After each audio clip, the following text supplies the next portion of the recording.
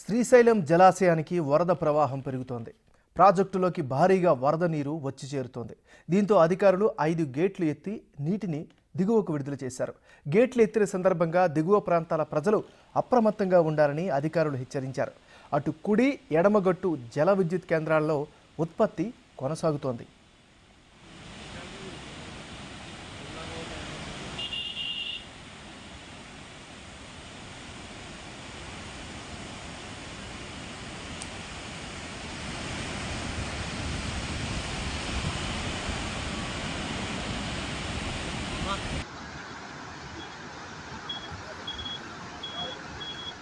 ప్రస్తుతం శ్రీశైలం జలాశయం నిండు కుండను తలపిస్తోంది.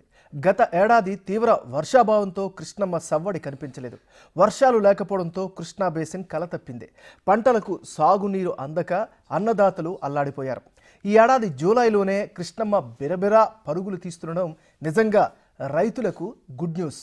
కర్ణాటకలో విస్తారంగా వర్షాలు కురుస్తుండడంతో ఎగువన ఉన్న ఆల్మట్టి, నారాయణపూర్, జూరాల, తుంగభద్ర జలాశయాలకు భారీగా వరద నీరు వచ్చి చేరింది.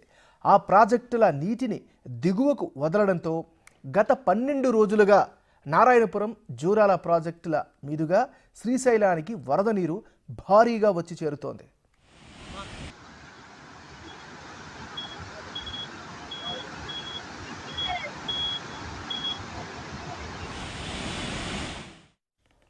ఎగువ ప్రాంతాల నుంచి గత 4 రోజులుగా ప్రతిరోజు 4 లక్షల క్యూసెక్కులకు తగ్గకుండా వరద వస్తోంది.